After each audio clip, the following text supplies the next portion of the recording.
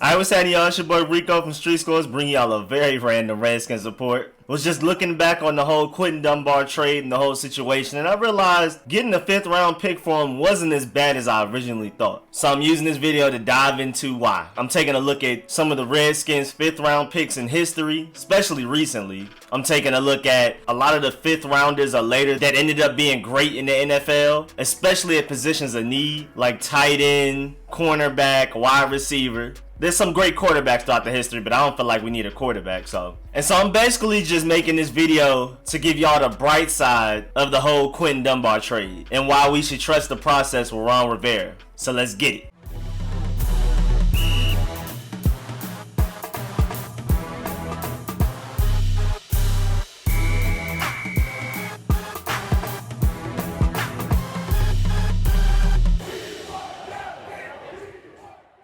Alright, so first of all, Redskins wise, the past few years, we've actually gotten some pretty good players out of the 5th round or later. That's including undrafted free agents. As far as just 5th round picks go only, in 2019 we got Ross Pierschbacher, who's a very versatile offensive lineman, can play either guard position, can play center, even played a little tackle at Alabama. So if there's an injury on the offensive line, he can pretty much step in anywhere. And he's young, but we'll see how much we can develop him. I feel like he's a sleeper player on this team. And we got him in the 5th round. And in the same draft last year in 2019, we got Cole Holcomb, who led all rookies in tackles in 2019, regardless of position. He's a linebacker with a lot of potential. Very athletic, fast. His only negatives right now are really just his coverage skills. His coverage skills need a lot of developing, and his instincts just need a little bit of improvement. And he also needs to learn how to shed blocks a little bit better.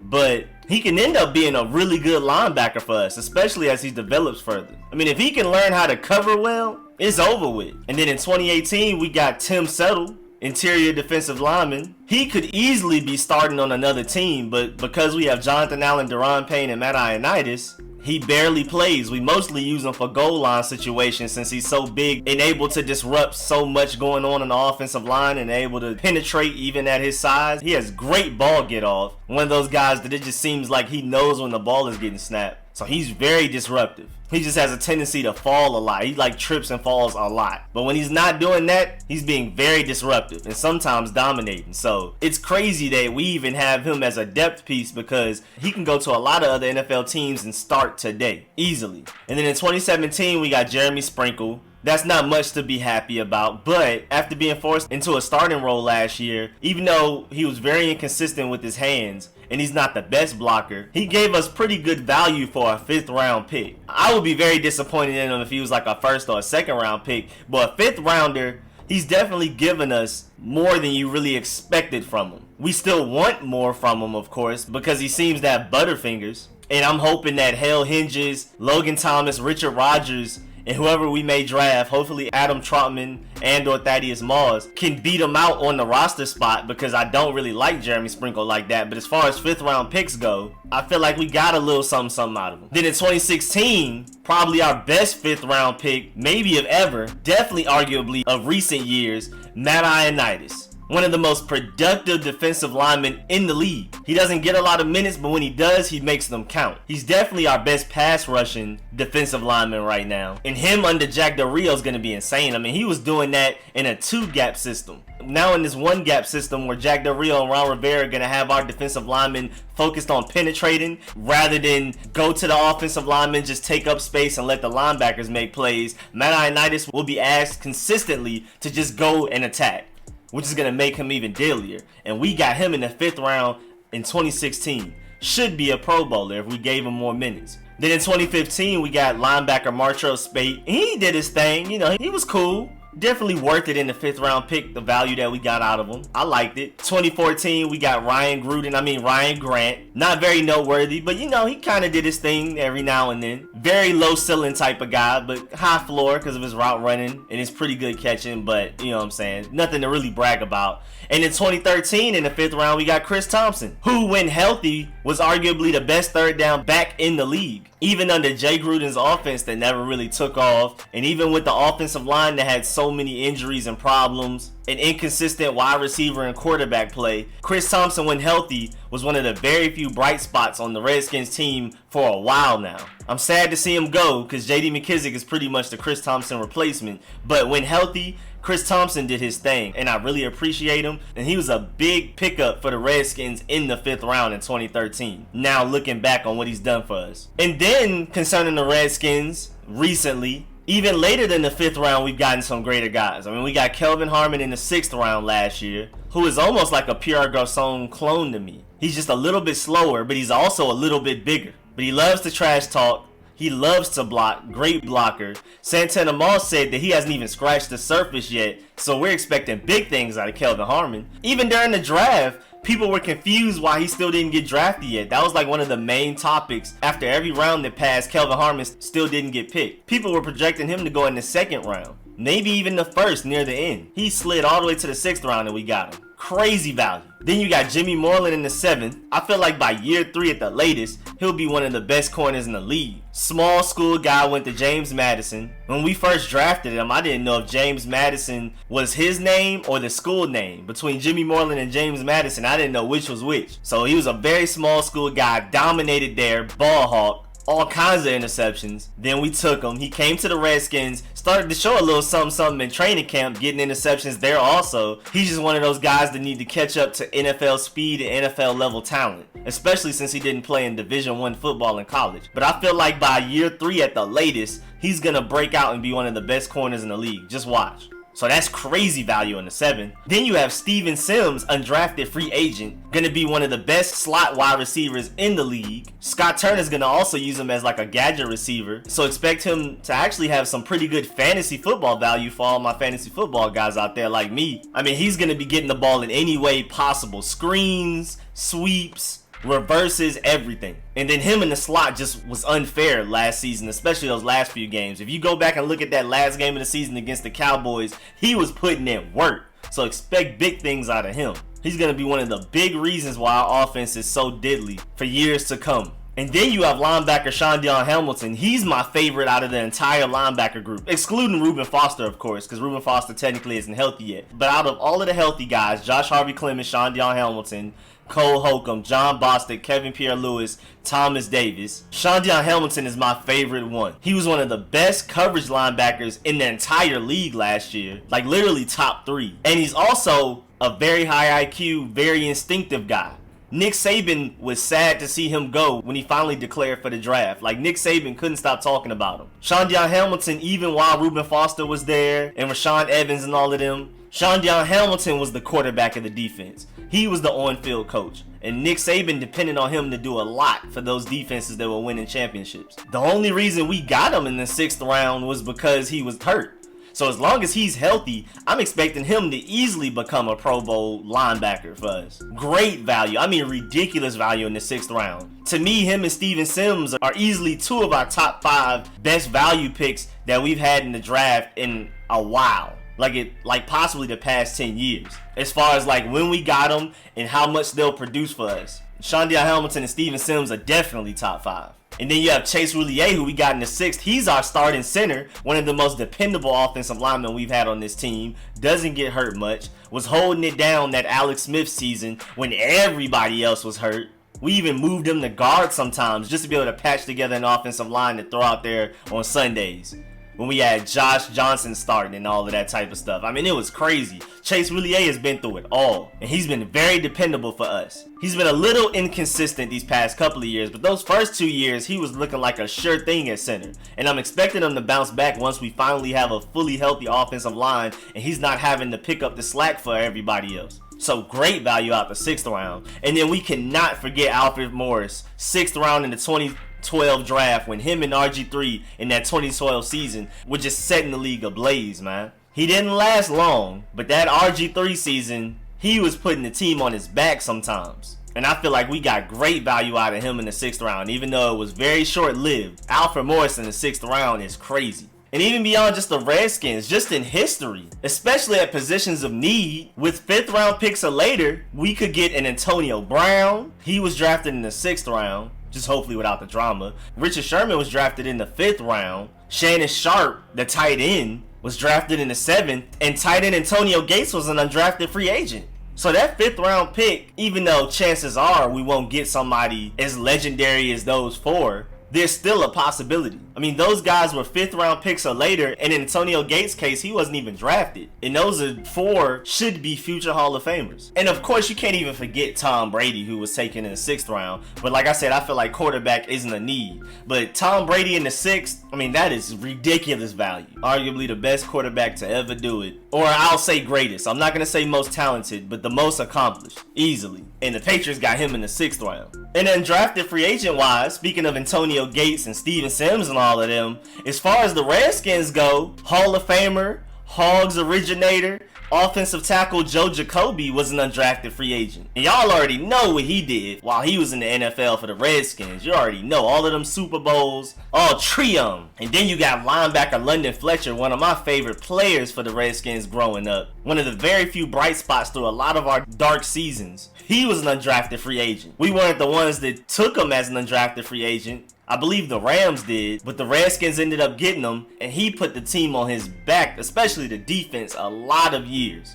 And so that's crazy value as an undrafted free agent. And then even currently in the NFL at positions that we still need, Chris Harris was an undrafted free agent. He went to the Chargers now to create one of the best defensive back groups in the NFL. But in his heyday, in his definitive prime for the Broncos, he was one of the best corners in the league. He was an undrafted free agent. And then Jason Peters, who's still available out there even though he's 38 years old, I would love to bring him in as a bridge tackle while we wait to draft one in like the 2021 draft, maybe in the 1st round, something like that. Or we go and sign one in the 2021 free agency once we have top 3 cap space in the NFL, which we're projected to have.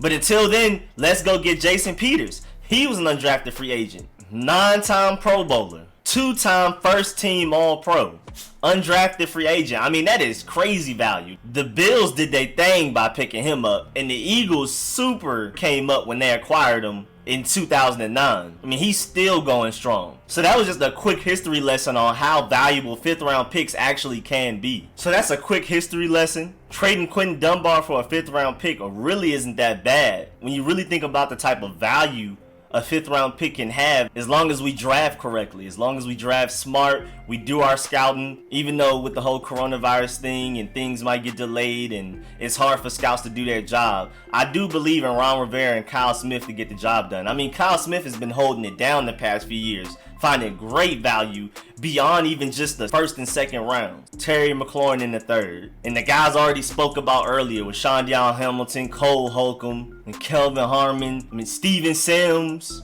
Chase Roulier. We haven't gotten to see Kelvin Harmon and Jimmy Moreland really break out yet, but I'm expecting them to. So Kyle Smith has been doing his thing lately, the past few years. So I trust him to use that 5th round pick we got for Quinton Dunbar wisely. We got a 5th round pick for Quinton Dunbar, so we had 2, and then we gave away a 5th round pick to get Kyle Allen. So we still have 1. And I expect Kyle Smith to use that 5th round pick very wisely and find some great value late in the draft. I mean, there'll still be some great draft picks available in this draft then. Probably a pretty good tackle, maybe. I expect Thaddeus Moss to possibly even be available then. I already expected him to go in like the 3rd or 4th round, but then he got hurt during the combine process, so he may even make it to the 5th or 6th round. And he might have the best hands in the entire tight end class this year, and he's one of the best blockers. Definitely top 3 out of the tight end class. So you could possibly even get him in the 5th. There's going to be some good corners then. There's definitely going to be some good receivers available then in this deep class. So Kyle Smith, do your thing with that 5th round pick. Make us miss Quinton Dunbar way less. And speaking of making us miss Quinton Dunbar less, beyond just the value that we got for Quinton Dunbar, we also went and tried to get a Quinton Dunbar replacement in Ronald Darby. I mean, even though Ronald Darby, who is essentially Quinton Dunbar's replacement, is seen as very injury prone and only played in 20 of his last 32 games that he could have played in, over the past 2 seasons. Dunbar played in even less games than Ronald Darby, 2 less. He played in 18 games out of the last 32 available games the past 2 seasons. So even as injury prone as Ronald Darby seems to be, Quinton Dunbar is even slightly more injury prone than him technically. Also, a good thing about Ronald Darby is that we're only paying him $4 million on a 1-year prove-it deal. So he's got to go out there and play his heart out to go and earn that big contract that he wants. We have him on a cheap 1-year, $4 million prove-it deal, and this is basically his audition year for Ron Rivera and Jack Del Rio. Go out there, prove that you can stay healthy, prove that you can be productive, and you'll earn that big money. But for now, he's only getting paid $4 million.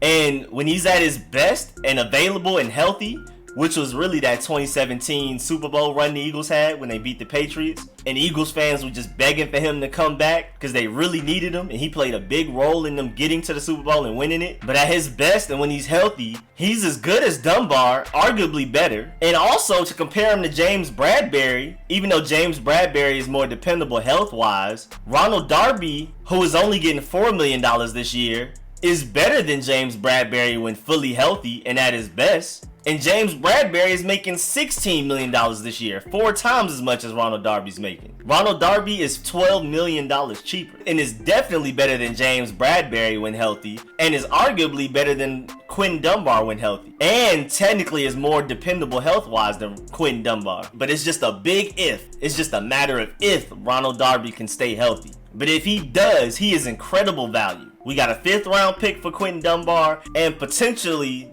a Pro Bowl talent at corner if he can stay healthy to replace Quinton Dunbar. So technically, overall, we won, especially since Ronald Darby is only on a $4 million contract, and we're expecting the Seahawks to pay Quinton Dunbar some type of good money, because that was the whole problem he had here, that we weren't respecting him and giving him the money that he wanted. Even though he pulled a slick move by getting all of his guaranteed money early in his contract, and then in the last couple of years of his contract, when he has no guaranteed money, he complained about how he had no guaranteed money, instead of just spreading it out throughout those years. But also another good point, to ease the pain of losing Quinton Dunbar and getting a 5th round pick for him, besides the history lesson, besides us getting Ronald Darby, the fact is that the Redskins did the best they could do at getting value back for Quinton Dunbar. If we were going to get rid of him, which we necessarily didn't have to, but I understand because Ron Rivera only wants people who are 110% committed to the Redskins organization and team and all of that, and they're going to play their hearts out, not going to be on social media causing all kinds of drama and commotion, being emotional, all on Twitter and all of that. So I understand why they got rid of him. So if you're going to get rid of him, getting a 5th round pick from the Seahawks is like the best you could do,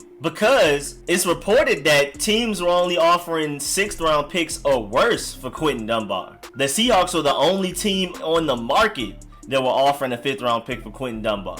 So that was literally the best Ron Rivera and Kyle Smith could do. So I know this video is a big glass half full type of view on it, very optimistic, but these are definitely facts though. And that Quinton Dunbar trade definitely wasn't as bad as we initially thought. I mean, when I first saw the notification, I was just distraught. I was so confused. But when you really analyze the situation and look at who we got to replace him, especially for how much money, what the market was for trading Quinton Dunbar, how the Seahawks were the only team willing to offer a 5th round pick, and the value that you can get out of 5th round picks in the draft, that Quinton Dunbar trade actually looks a little bit like a win-win, to be honest. I still wish we could have gotten more value in return, of course, but I feel like Ron Rivera and Kyle Smith did the best they could do out of the situation, and I'm very optimistic in looking at what we can do with that 5th round pick we got for him. But that's the end of this Redskin video. I really appreciate the view. Please support the video. Make sure you like it if you liked the video. If you learned anything, please subscribe if you haven't. Infinite content coming out. Even when the Redskins don't have any news to report, I'm coming with some type of video. Especially since we're on quarantine and people are stuck in their homes and they don't have much to do. So I'm coming with endless creative videos for the Redskins just like this, where I'm analyzing random stuff. I'm also working on some film sessions for some of the free agents we picked up, like Logan Thomas, like looking at his advantages and disadvantages, and JD McKissick, guys like that. May even do one for like Hale Hinges, because I really want to dive into how good he might actually be. he shined a little bit in those last 2 games of the 2019 season. So I want to do a few film sessions for people like that. And then I'm also working on that top tight ends available in the draft to fill that huge hole we have at tight end right now. One of our biggest weaknesses as far as position groups go for the Redskins. I'm also still working on this Air Coryell offense breakdown and how we should expect Scott Turner's offense to look in 2020 and beyond, and how he'll use certain players and how they'll fit into his offense, how the offense will work out for Dwayne Haskins, all that type of stuff. Working on that video still. Definitely coming out with a mock draft soon for y'all. All kinds of videos. Endless content coming, so make sure y'all subscribe. And again, I appreciate the support. I'll catch y'all later. I'm out.